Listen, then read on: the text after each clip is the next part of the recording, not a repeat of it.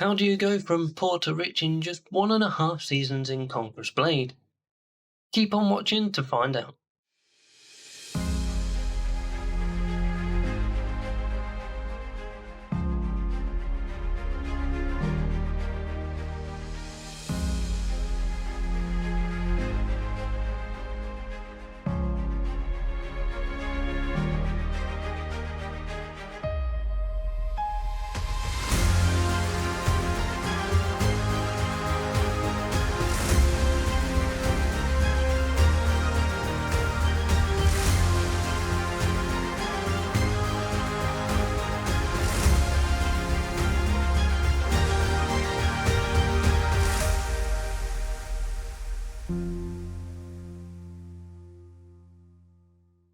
Welcome my fellow Conquerors to the third instalment of our Conquerors Blade General Guide series. Have you been enjoying the series so far? Let me know in the comments below. Today we are going to be exploring the two main currencies of Conquerors Blade, bronze and silver. I'll be looking at what the currencies are used for and the various ways in which you can build up your wealth. Ready to get rich? Of course you are. As in any game nowadays, there are always benefits to spending money, and Conquerors Blade is no different. Don't get me wrong, it's also one of the best free-to-play games in that it hasn't yet become pay to win, and for the sake of the game, I hope they keep it that way. Although, if you don't mind spending some real money on the game, then you can boost your bronze XP and honour income all in one with Premium. With Premium you get a 30% boost to all three for the period of purchase, whether it's 7 days, 30 days, 90 days or 180 days, and this applies in all matches. Yes, you got it, all matches. That includes standard, free and ranked battles, as well as expeditions and death matches. Another way is to purchase the Black Dragon units, and you don't even have to do this with real money. You can purchase these through the unit tree with in-game silver. These units will give you a 15% boost to XP, bronze and honour whenever you battle with them in your warband. It doesn't matter if you don't use them, just as long as they are in your warband. My advice is to get one of the units that have a low leadership cost. Generally, they can cost as little as 100 leadership to bring to battle, but one unit, the Martel Alori, only costs 30 leadership. This means that you can often use them as filler units alongside your high leadership units. As well as the boost to bronze, XP and honour, the units have no kits, so you won't have to spend any bronze for their upkeep.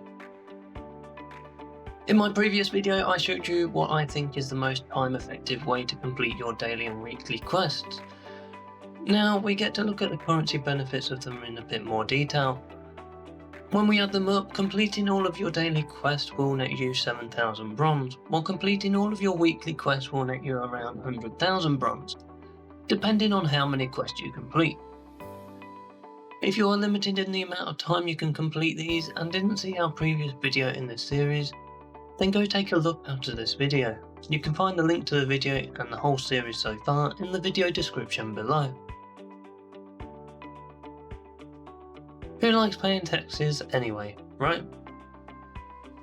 Owning a fief means that the leader of the house can set taxes, or tariffs as they are called in Conquerors Blade. Tariffs can be set for your own house, alliance, neutral players or houses, and your enemy.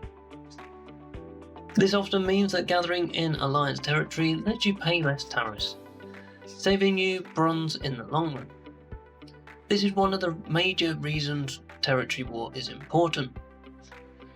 You can also use requisition tokens to avoid tariffs, and therefore also a good way to save bronze.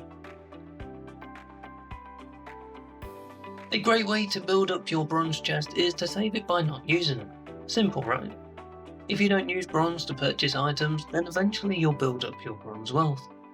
So craft unit kits for your tier 3, 4 and 5 units. These are the more expensive unit kits, and if you craft unit kits for them, then you won't have to spend so much bronze in the long run, resupplying your unit.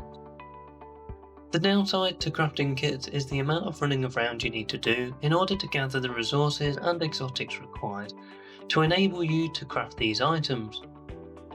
You can always purchase the items from the auction house in exchange for silver, if you want to skip the gathering part. essentially saving you time and bronze. You'll be pleased to know that there are several ways of converting bronze into silver. The first way is to gather raw resources from the open world and sell them on the market for silver. This is where knowing a region's thief quest comes in very handy.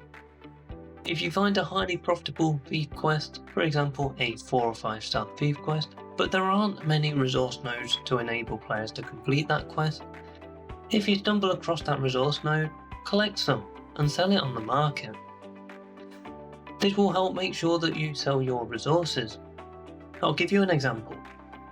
Let's say a thief quest requires 18,000 wild bottom, but there aren't any resource nodes for that resource. On your travels you stumble across one.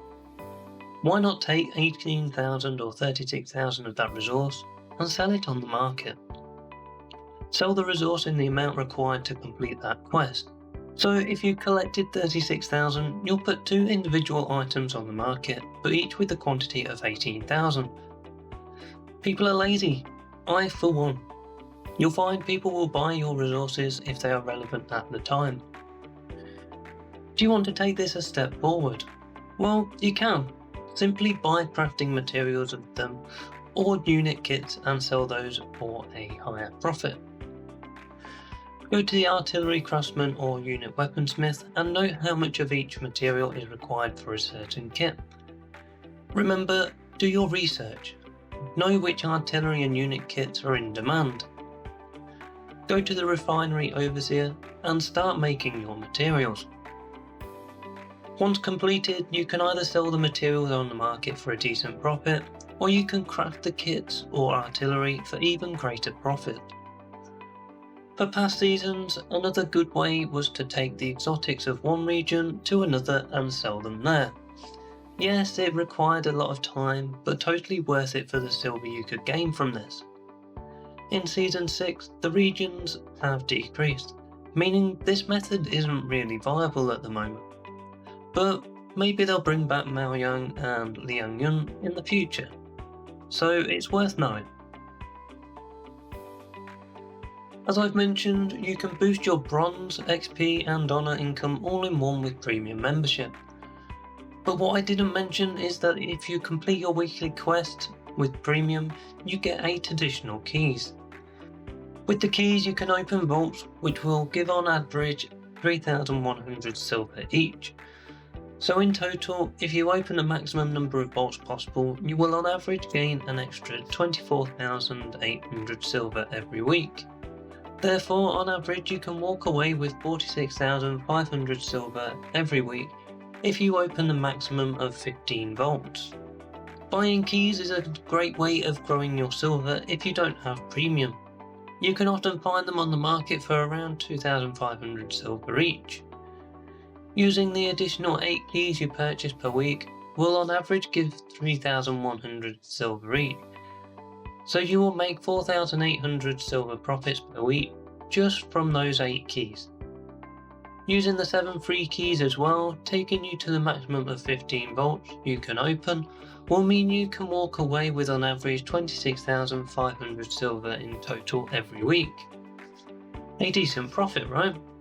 Certainly worth looking at if you don't have a premium membership, so keep an eye out for vault keys on the auction house. As well as bronze, some of the weekly quests give you silver through the chests you get once completing them. This is also a good reason to complete as many of your weekly quests as possible. You'll find that this is your primary source of silver income, unless you play the market. Taking into account opening 7 vaults with your free keys, clearing all of your weekly quests, will give you around 30 to 35,000 silver in total. Playing the market can certainly benefit you. The market, also known as the auction house, is where you can purchase and sell unbound items for silver. To be good at playing the market to ensure you make a profit and don't lose out on silver, you need to learn what items are usually selling for.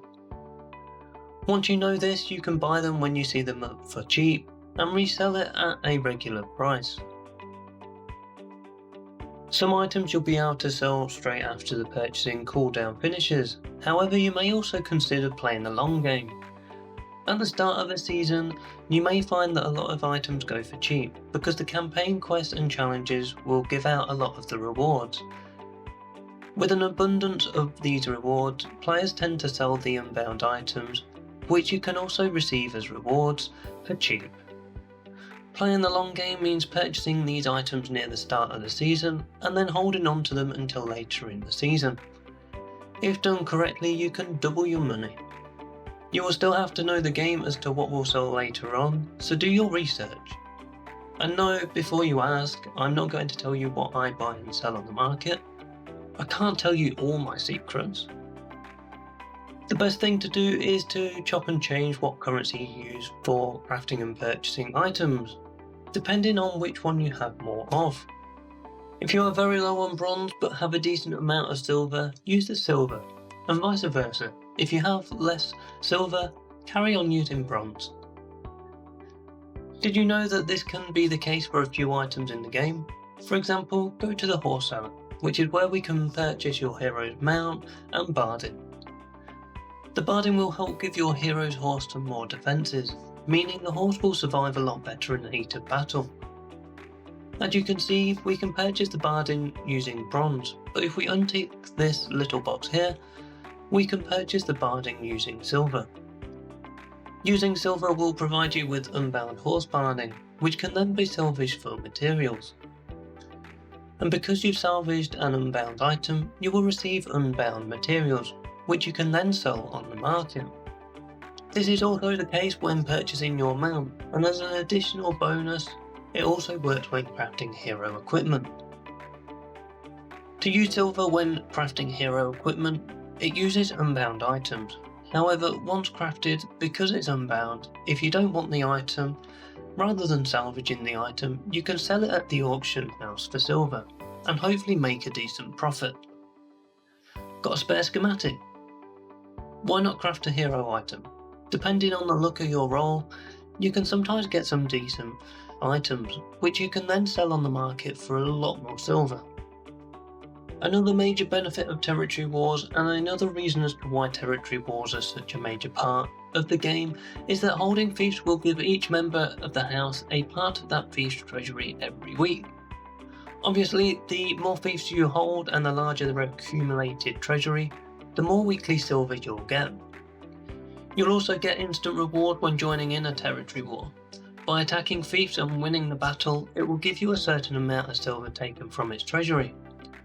So, if you don't take part in territory wars right now, maybe you'll consider starting to. A final tip for this section is free. You don't have to spend bronze or silver, but can still make a lot of profit on the market. You want to know how? Well, all you have to do is play deathmatches. When deathmatches are available, the first 5 deathmatches you join give you a chance of dropping skill pages. These skill pages are unbound, so you can sell them on the market. No bronze, no silver, just a bit of time playing. Who doesn't like free stuff? For new players, you get a lot more variety in the ways you can get bronze and silver earlier on in the game. You have so many new quests which will reward you with so many items you won't know what to do with them. But you will also be happy to hear that you will also be able to earn bronze and silver chests throughout the quest, which will help build up your wealth early on. Oh yes, you can also find bronze and silver bags whilst out scavenging through abandoned crates, carts and camps. You'll find more bronze bags than silver, but you will also have a chance to find other items which you can then use to sell on the market. You never know your luck, so on your travels, scavenge what you can. You have nothing to lose, right? That brings us to the end of our bronze and silver guide. I hope you found this short guide informative. If you have, then please give the video a like and share it amongst your fellow conquerors. Don't forget to hit that subscribe button to get instant notifications to ensure you don't miss out on any of our future videos. Have we missed something that you think others would benefit from? Let us know your feedback in the comments below. Remember, be strong when you are weak, be brave when you are scared, be humble when victorious. I'll see you on the battlefield.